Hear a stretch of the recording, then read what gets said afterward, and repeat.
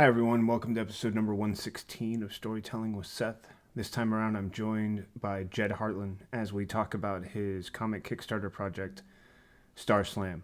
The Kickstarter has come and gone, and if you would like to find out how you can still get your hands on a copy or find out more about Starr Slam, I'll leave information in the liner notes.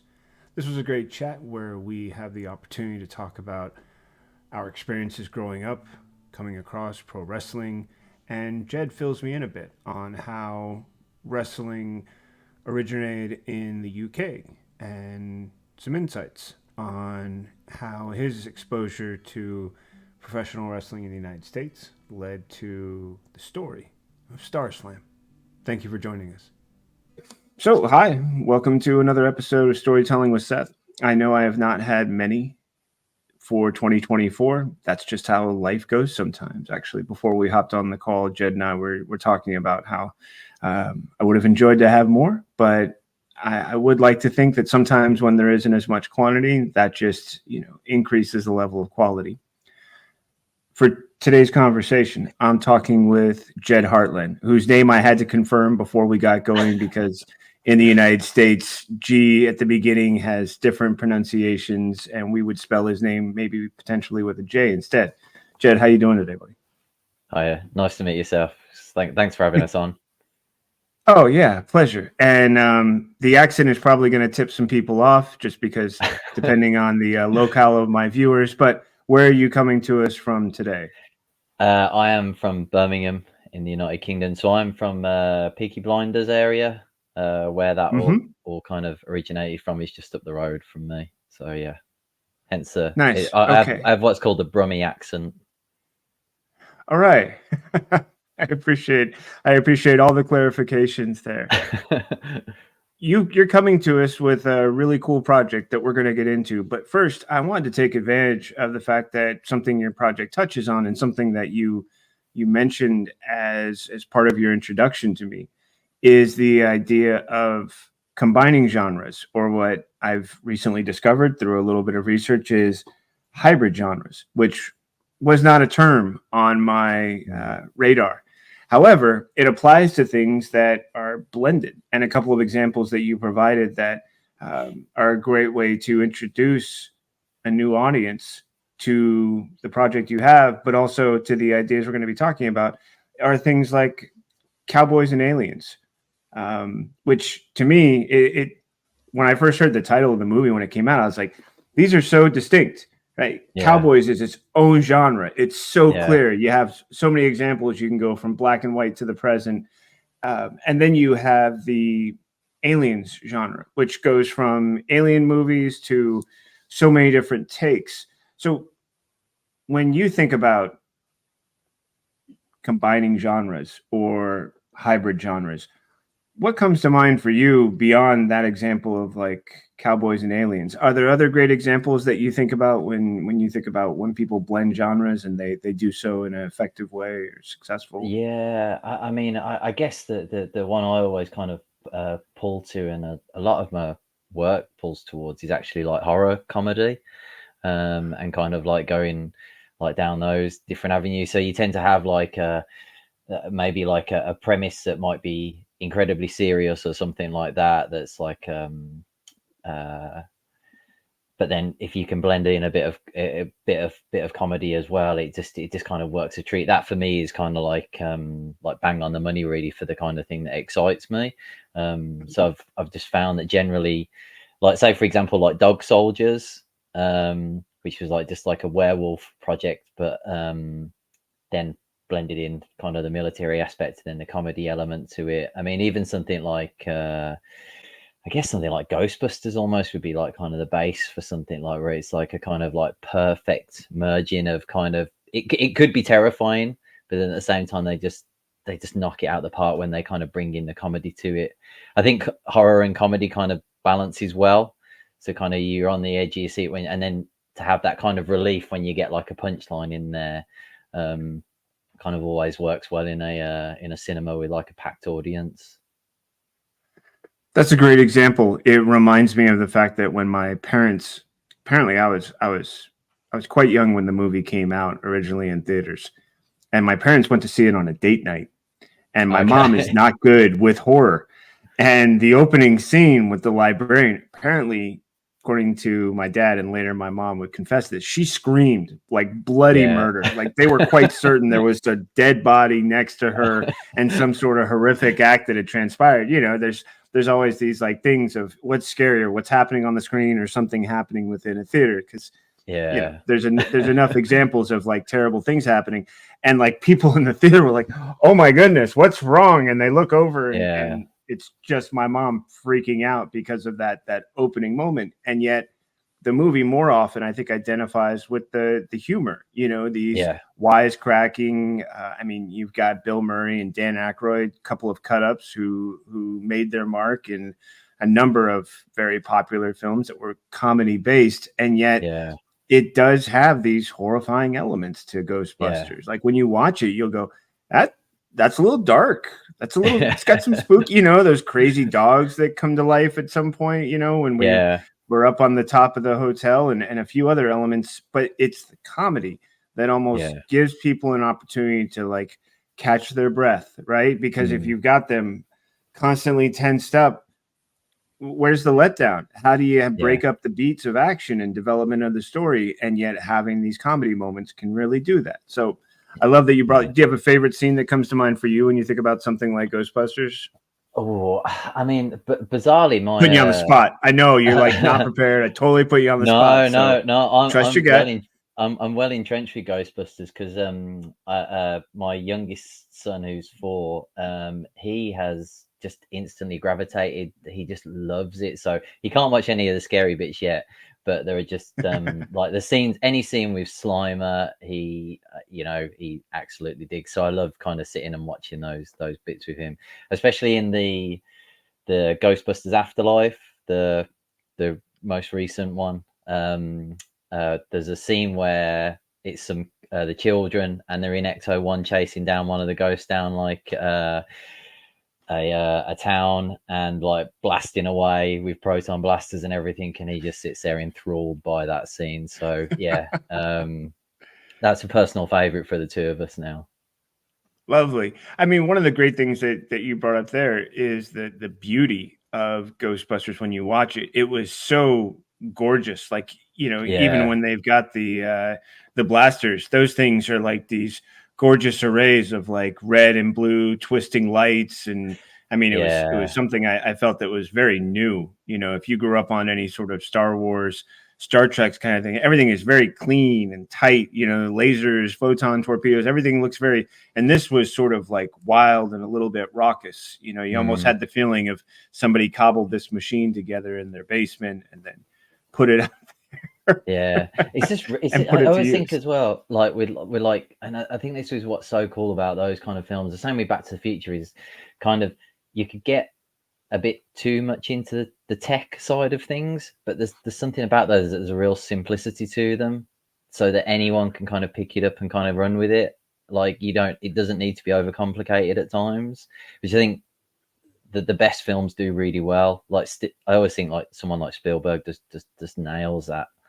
If you think like Raiders and like kind of like maybe like the mythology and stuff around films like that, just if you can do it simple, and not overloaded with exposition and stuff, it just works a charm. People figure it out, right? If you trust your Mm, audience and their ability to understand and sort of fill in the blanks, like, you yeah, know, if it's almost like those old math problems where they would give you the solution and give you one piece of how you know, create the problem that you're answering, you can fill in that gap as long as yeah, that solution is clear enough. As soon as you start to muddy it up with like a heavy exposition where they bring in a science character, but even Ghostbusters, to a little bit, has that with Dan Aykroyd, who's well, let me go ahead and explain to you exactly how all this works. See, what we do is we're dealing with, you know, ghosts or ecto, and we're dealing with it. And then but he does it in this way where it's like, okay, you think of any great comedy relief, you've got the kind of buffoon Bill Murray, and then you've got the straight arrow, straight guy, straight man yeah, character who's like, I'm very serious, and that's how you can actually get a lot of jokes off me, because he'll say something and he'll go, well, no, that's not what it is. Okay, you know, it's like I almost feel like in some ways it's a continuation of when he did Dragnet, which was yeah, the police movie, the really fun twist where, and his whole just the facts man, like his ability to be that stone faced guy makes such a great contrast to someone like Bill Murray, who's just really zany and always trying to like be the cool guy or the funny Yeah, guy or the quick-witted quippy guy. So you get a nice balance there. I like those examples. That works well. And I agree, when you do make it possible for the audience to just enjoy what's going on, yeah, then you have this chance to just experience it without like, okay, let's go ahead and pump in more facts and then pump in more yeah, story things. And then like, okay, does everybody understand what's going on? If required, could yeah, you repeat this in an essay? yeah. Yeah, there's like there's so many different films I've watched over the years. I guess like with my dad really that are like genre mixes. The other one that stands out to me is like something like Big Trouble in Little China, which is kind of Good one. like it shouldn't work. That it really shouldn't, but it just comes together so well. Like you've got a real rich, crazy kind of mythology behind that, and then you've got this like real simple action kind of rescue story going on, and you could very easily kind of get lost in the detail to that, but it's just a ride. I think like a film like that is, and yeah, you just kind of sit there getting enthralled all the way through it. Yeah, it's just awesome. You're right. That's a great example. I mean, I think one thing is the ability of someone like Kurt Russell to take things just so over the top. Yeah, Let me tell you about Jack Bird when the thunder starts rolling and the lightning's crashing and you paid your dues. Yeah, I paid my dues. He's so 100%. serious about himself. Like I'm such a rugged alpha guy. Mm, With the contrast of his eventual buddy partner in that movie who's like, we're going to do this. We're going to rescue the girls for the red, white, and blue, for the colors that don't run. yeah. And it's kind of like, how did we get so patriotic all of a sudden? Did someone not tell me that this is, and they would have these great moments of serious, but then there would be these silly moments where you're just like, what? What just Yeah, happened here? Right. And that's a wonderful combination. And you're right. There's a degree to which it work. I even think of the amazing comedy, like one of my wife and I, our favorite movies is Princess Bride, oh which yeah, takes the swashbuckling, right, the adventure, and it gives comedy. It just allows yeah, comedy to work in it. And so you're the whole time you're like, oh, that was so lovely and sweet. Oh my goodness, that was hilarious. And what a great sword fighting scene. And it yeah. somehow blends them so well that, if you were Yeah, to ask somebody like, hey, how would you categorize this movie? Oh, yeah. swashbuckling comedy fun. Catches you off guard every 5 minutes. Yeah, Right. definitely. The ability to shift gears. I think that's also a great thing about some of the others that you mentioned when you were introducing what the project is you're doing of like say Guardians of the Galaxy. Again, James Gunn taking a great concept, which is this classic Marvel space epic, but Yeah, also infusing it with humor, where Star Lord's kind of a bumbling buffoon. yeah, Drax takes things far too literally. Rocket is just way too bloodthirsty. And then you yeah, have Gamora, who's way too serious, but then, lets her guard down every once in a while. It's almost like mm, part of the appeal is can we bring the serious characters in and make them a little bit more fun? yeah, I I feel that was another great example where it wasn't maybe what everyone expected, but then when it happened, all you could say afterwards was brilliant. How do yeah, you make more? There's a reason why there's been three. yeah, yeah. There's like the chemistry in that film, but I think it's just as well because the characters are just so well drawn and they kind of bounce off each other so well. And I like, just like we'll talk about, I guess, with my project and everything, but a film like Guardians was something that I certainly was kind of like playing on my mind, I guess, when I was writing like an ensemble, because it's so good at what it does. And I think having you got a character like Peter Quill. He's kind of the same, really, actually, as like Jack Burton. He's kind of like full of hot air almost, and having him in as that like center point for it, and then all these other characters reacting around him works really well. Yeah, the Guardians is an awesome, and it has to work within the Marvel universe as well, which is even trickier. But yeah, it's just awesome. Yeah, they did an amazing job, and I agree. One of the key components was the clear characters, the ability Mm, to have these, clearly defined characters who start in one way and then gradually evolve as they become part of the team chemistry. And yeah. I feel like that could be a really good way to walk into your project. Yeah, where did the name come from? Let's start there. So yeah, it's called Starr Slam, and it started about 10 years ago, actually as a film script, and because I studied film at university, and I just loved writing in that form, and yeah, so I was always into to wrestling as a kid, and it just felt like a nice jumping off point for drawing in some characters and doing some like larger than life action scenes and things like that. And so, yeah, I did the film scripts and kind of shopped it around when I was a completely inexperienced writer, and I got like nice feedback and did okay in some competitions, but generally the feedback was you'd never get this made. It's too expensive and stuff. So it kind of went on the shelf really for a long time, and just did a load of other writing and other scripts and things like that. And then during COVID, I um, started to read more and more comics and graphic novels. I guess I think mainly because I had my first lad, so I was up late at night and reading, and I just feel like when you started reading a novel, you'd be asleep within 10 minutes, like when you're up with him, and so I get through kind of graphic novels a bit quicker, and then yeah, just from that, I was like thinking like maybe I should have a crack at maybe doing some comics, and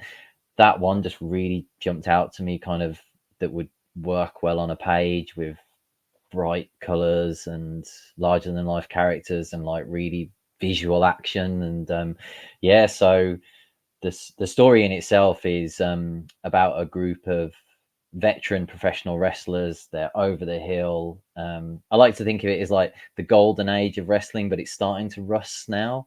And Okay.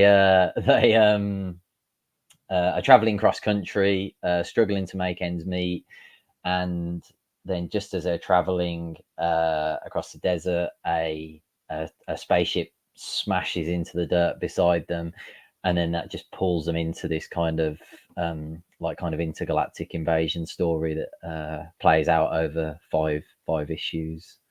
And so yeah, it's just these characters that have been together for years and years. There's loads of issues and deep rooted problems between them. They've all got hang ups, and it's just if they can somehow try and find a way to like sort their problems out, really. And yeah, that kind of plays out over several issues.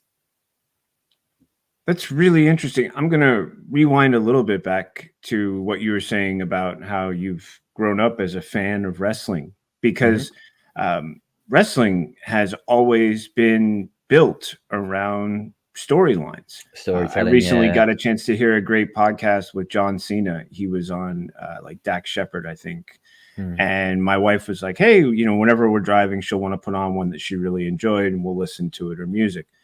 And it was really intriguing to hear his description of it, because this is a guy who has figured out how to go from wrestling into films and done Yeah, so with great success, and also with quite a degree of comedy. Now, he started out as a classic sort of action guy, but he's really embraced comedy. But you look at his roots as he was describing it, and so much of wrestling is about what is the storyline that fans want? What is a yeah, storyline that grabs you? And you look at the evolution of a guy like him. He came out as kind of this like bumbling fool. He was like the cut up sidekick character who then eventually kind of became this like as it's referred to often, like the white rapper character. Like yeah, he thinks he's really serious and hard and street, but at the same time he's still got that bumbling comedic quality to it. And wrestling, it goes in whatever direction fans want. So when exactly. it comes to Yeah, characters, right?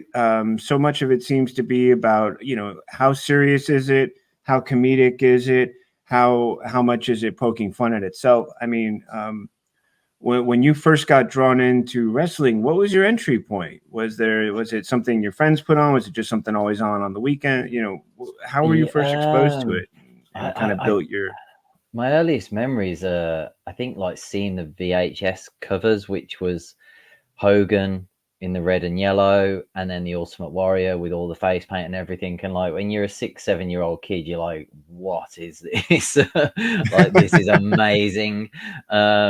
So I just remember watching it around my friends, and we gradually um, would collect like the VHS videos and watch them all together, and then you'd start getting the toys and everything, and then I kind of like I kind of like grew out of it, and then um, I kind of got pulled back into it in secondary school, really, where a few of my mates started talking about it and being like, it's like kind of grown up now. Because it was always a bit probably like kind of lighter when you were a kid, like in the like 80s, 90s.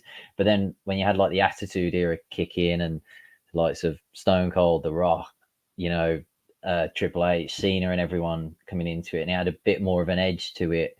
Um, yeah, we would all be kind of staying up late, watching it on a Friday and a Saturday night, really. And but it just came down to I think that the times I've always been invested in it have just been because it's had really good storylines going in it, and the times when I've maybe like dipped in and out of it have just become like, I'm just not like invested in the characters or something. But um, just this last year, I don't know if you've been following it with like Cody Rhodes and his big story with Roman Reigns, which basically like played out over like almost like 2 or 3 years, really. And then they had the big culmination at WrestleMania, and like the end to that story, the way they kind of pulled together so many storylines of different characters, like in a space of 5 minutes in the ring, and like giving them all payoffs and everything. You're just like, this is cinema in a ring. It was so like fulfilling, like to kind of watch that play out. So yeah, I don't know if you've seen that, but I highly recommend watching it. It's just awesome. Wow. Well, it's funny for me. Recently, I saw something with Cody Rhodes, and my brain was like, "Wait a minute, this kid looks really familiar." And then I realized his Yeah, father was Dusty Rhodes, who was yeah, just yeah. such a wonderful personality when he was a wrestler, right? Just Mhm. this real salt of the earth kind of character, real working man sort of approach to Yeah. things. Like I'm not pretty, I'm not fancy, but I get it done, and I'm big and loud, and you can't ignore me, kind of a thing. Mm. So it also reminds me, that there's this whole legacy involved with wrestling that sometimes isn't considered. You look at the Dwayne Johnson. His father was a wrestler. Yeah. Listening to John Cena recently, he was describing how he was in there and he was a first timer. No one in his family did anything like that. But Yeah. that a lot of the guys he's working with are like, oh yeah, how'd you get into this? Well, my dad, and my grandpa did this. That's just the Mm. life, man. Like you sort of Yeah. grow up in it, and there's like a lot of I'm sure expectation, hope, uh, tragedy, as I'm sure Mm. happens so often, or Yeah, a lot, injuries yeah. and things like that. So I can imagine how compelling the stories are now when you think about the generations involved.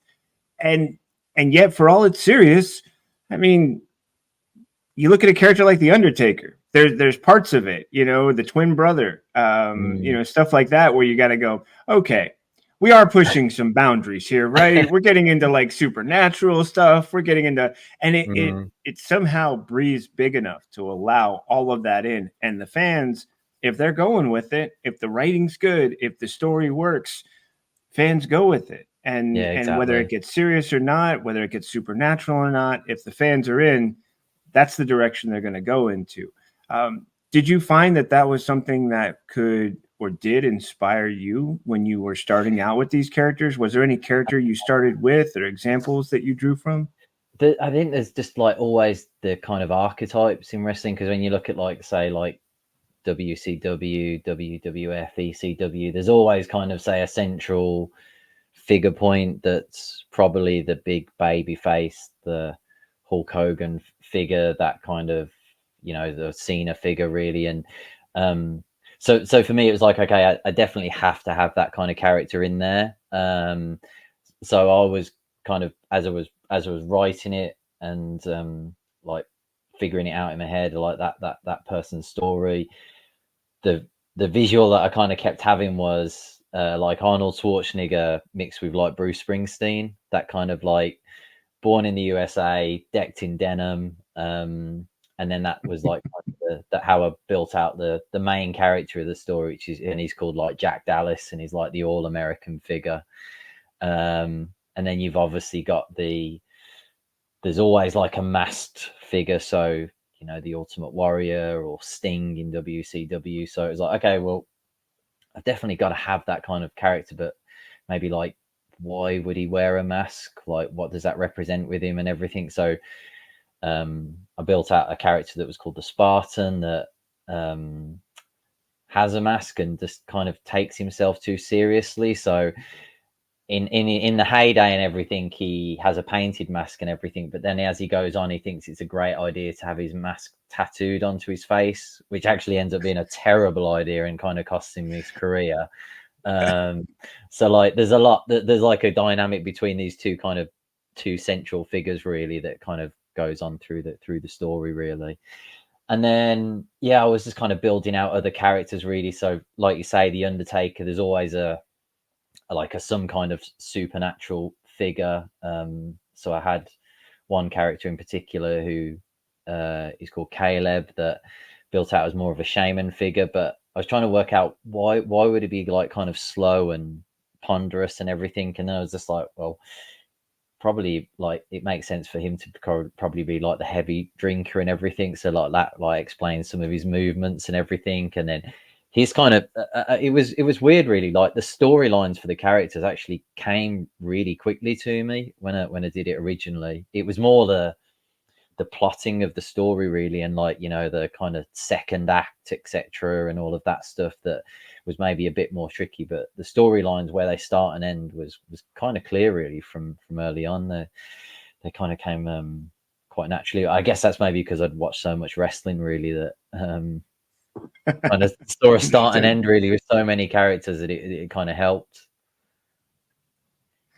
I'm curious too. You know, as I'm listening, I'm realizing that there are a couple of things that really are, I think, a curiosity and raise some interesting questions for anybody who's not familiar with what wrestling is like in other countries.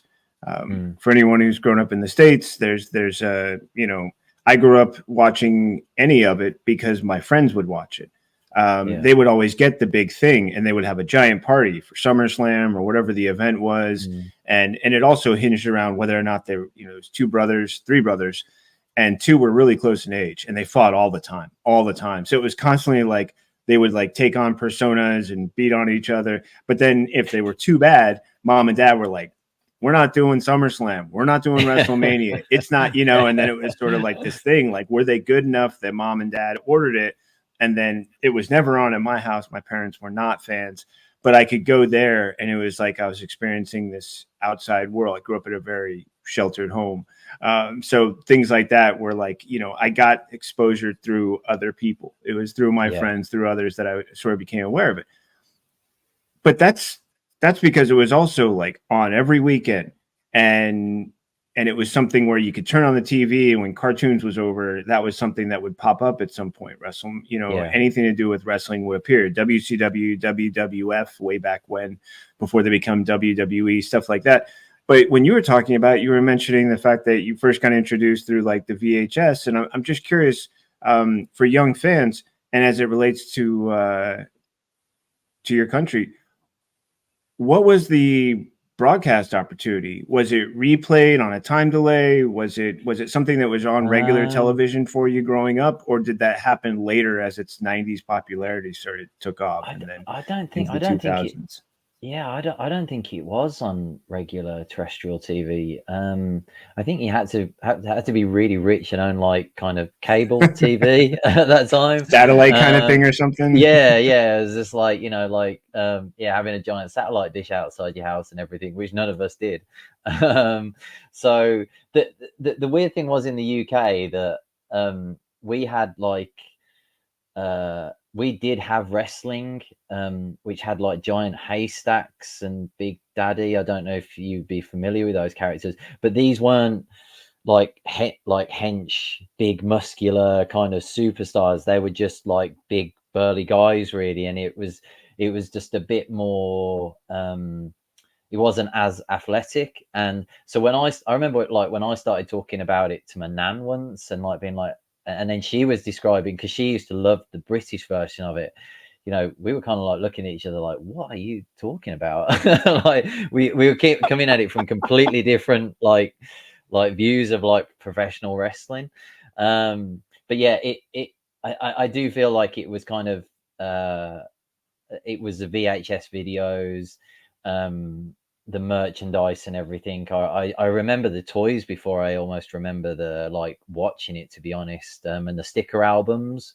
Um, so it was certainly that like the visual aspect of it almost really kind of I think probably is like the foundation of my like um understanding of wrestling really. And then uh as it kind of got older and you went into the attitude here in the like late 90s early 2000s, it was on kind of cable then, and it just felt like it was accessible to everybody then. It was like everyone was kind of talking about it. It was much more accessible to all of us really, but it was a very different show at that point. It did really go mainstream around that time. Yeah, It felt yeah, like into the late 90s. Like I would hear from people talking about it. I'd suddenly look at some folks that I would work with somewhere or something like that and be like, you watch wrestling?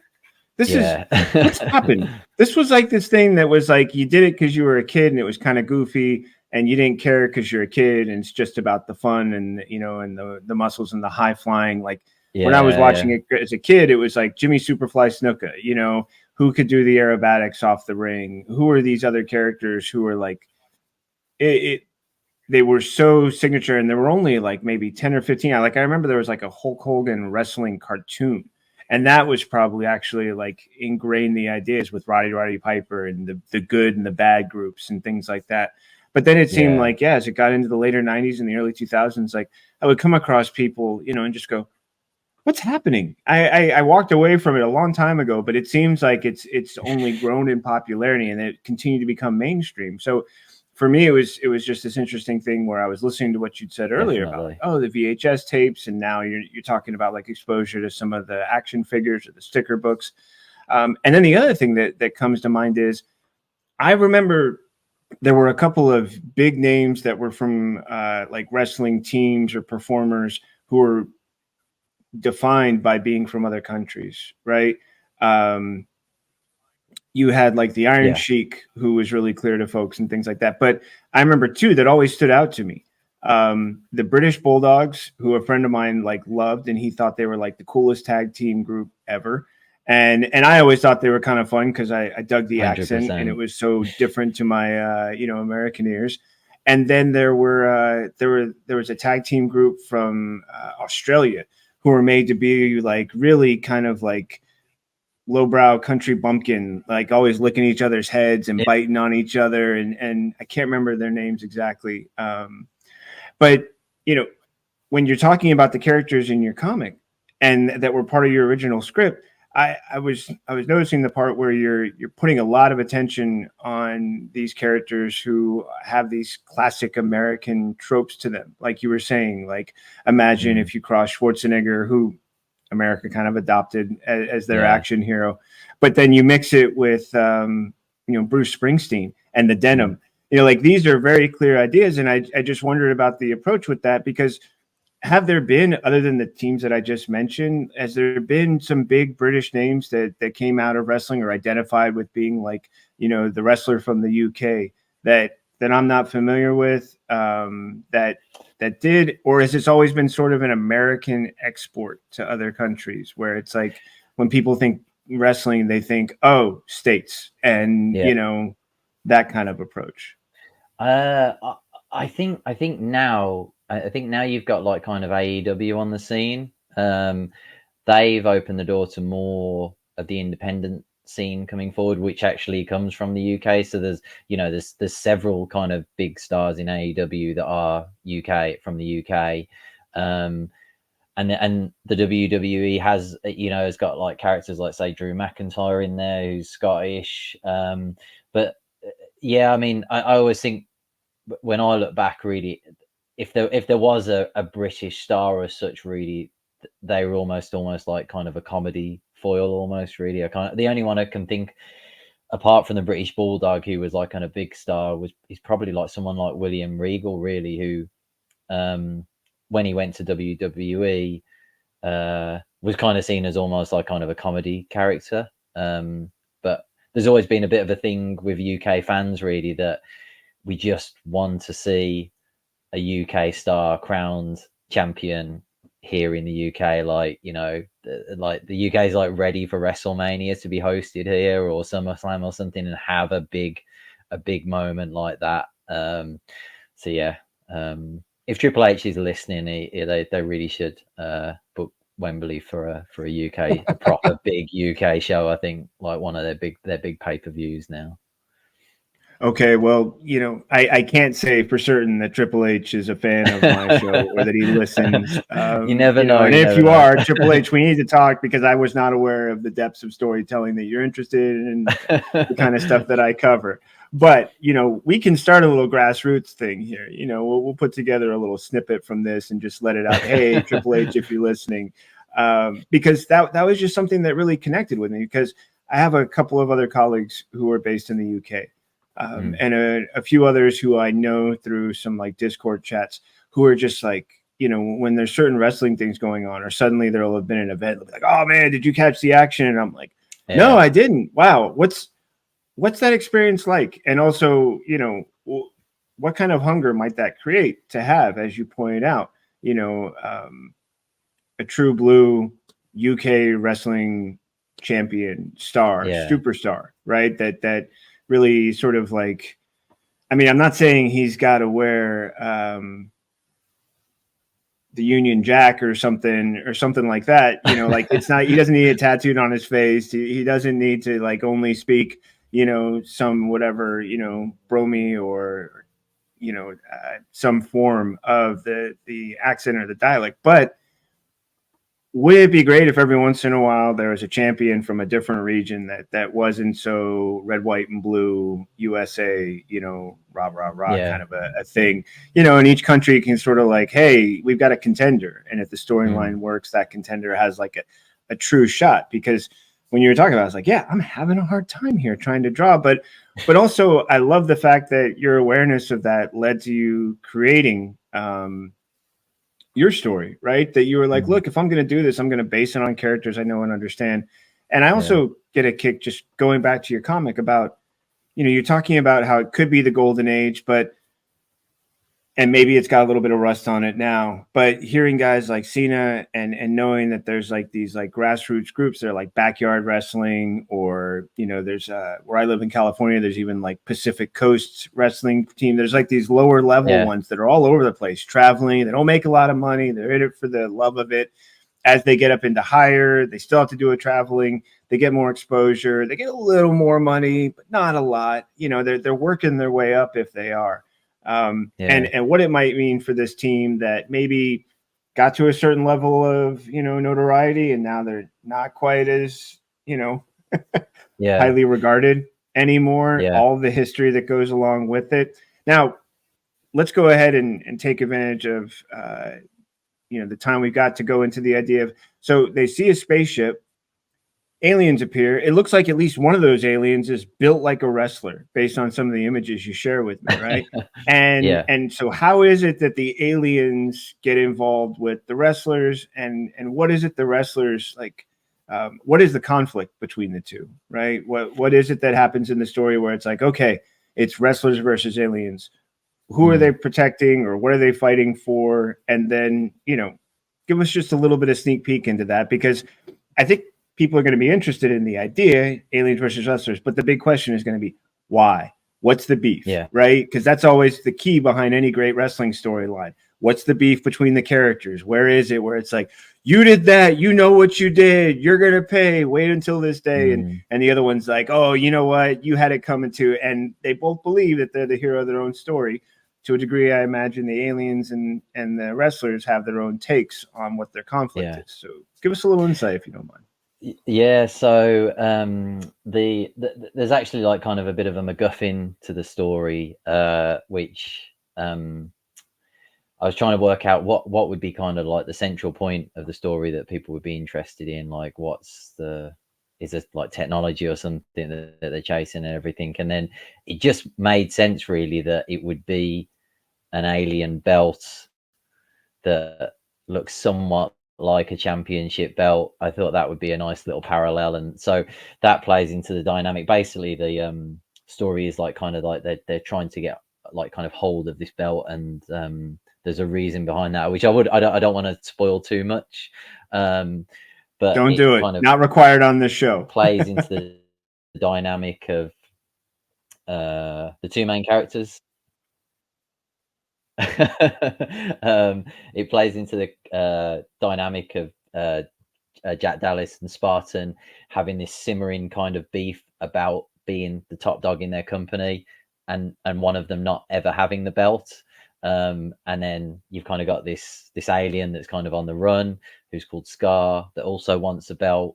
So it just kind of, it just felt like a natural fit, really. And so there's kind of like this pursuit, really, of this title, really, as I kind of saw it over these like several issues. And there's a whole backstory with the military that comes into it as like kind of story unfolds. And yeah, just it made for some like kind of fun action scenes with them all like kind of fighting over a MacGuffin that turns out to be like kind of essentially like a title belt, really. So yeah, it was a lot of fun, and a lot of fun to kind of do that.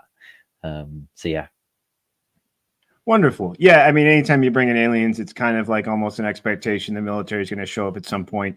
Yeah. You know, I grew up in the 90s, the X-Files, phenomena that was, and all the conspiracy theories. Like, it created so much cannon fodder for the next like 30 to 50 years that people can draw on, because it touched on so many different things that, like, and then the Men in Black movies, like between those two, like people have all these expectations, like, well, when there's aliens, there's got to be government guys showing up. Without asking you to give spoilers on that stuff, I am curious, where in the United States does this transpire that they see the aliens? And is there sort of like a, every town USA or some kind of locale where this, or is it traipsed across different state lines? No, it's it's kind of, I'd say, like an intimate story, really. So I saw it as somewhere like the Arizona desert. I mean, initially I was thinking like it would be somewhere like Roswell, but I was like, that'd be probably too obvious. Right on the nose. Gotcha. Yeah, yeah. And so the bulk of the story kind of unfolds with them on the run through the desert, and then they eventually kind of arrive at a small town.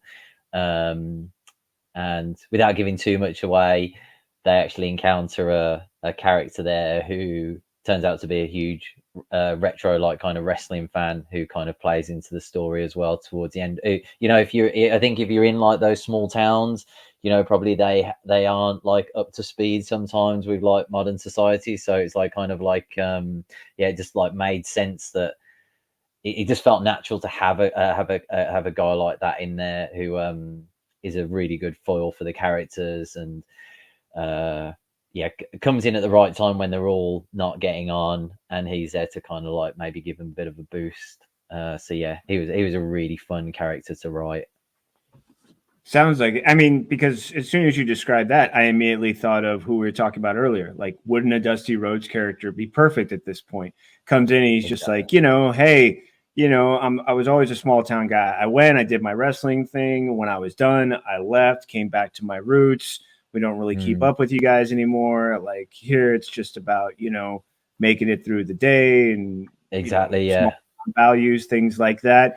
And it's those small town values that so often can be a solution to a lot of the bigger conflicts that are going on. Can you respect each other? Can you work together? Stuff like that. It's sort of the old homegrown idea of like, it takes a village in almost any situation to do something significant, important. Yeah. So I love the idea of capturing like, every town USA and that idea of like, even if it's not like, a known town, if you have a locale that people are familiar with, and then you can establish these different things that are of value, and then bring into that a character with some history who can, like you said, step in and provide a little perspective. Like, hey, you guys are getting caught up in all this other stuff, and what's the important thing, right? And sort of drive it home. Sounds like, just a lot of fun. I'm also getting just a little bit of, the name totally escaped me now, but it's the basketball movie where the aliens come and there's basically a bet who's gonna win, and Michael Jordan, all the pros get picked up. Space Jam. Thank you. Yeah, sometimes in these moments, that's something where I'm just like, it's right there. I can see the logo. I can see Space Jam, right? Yeah. Yeah. So there was I feel like this has maybe some echoes of that too. The idea of that was getting guys in their prime. This is where you're picking it up at a different point in their arc, but the concept still remains. Aliens come for a reason.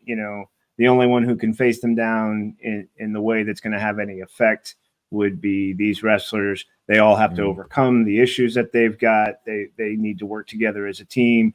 And then, I mean, who knows by the time we get to the end of the series, what sort of setups you have for sequels to come out of it, what sort of little seeds you get to plant of is this a story we'll come back to later on because there's this little leftover piece that, pops up at the end, stuff like that. But let me take some of the time we've got now to give people a chance to know how they can get a copy of this in their hands, because your Kickstarter is launching with issue number 1, correct?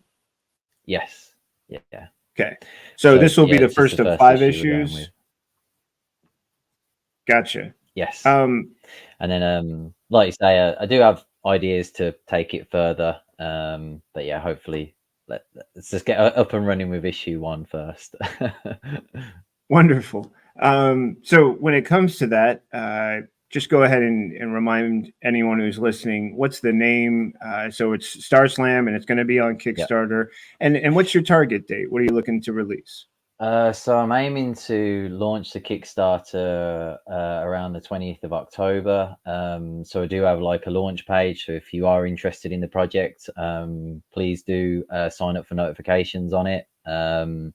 So I'm on Twitter, I'm on Instagram. So on Twitter, I'm at Hartland G. Insta, I'm at GHart316.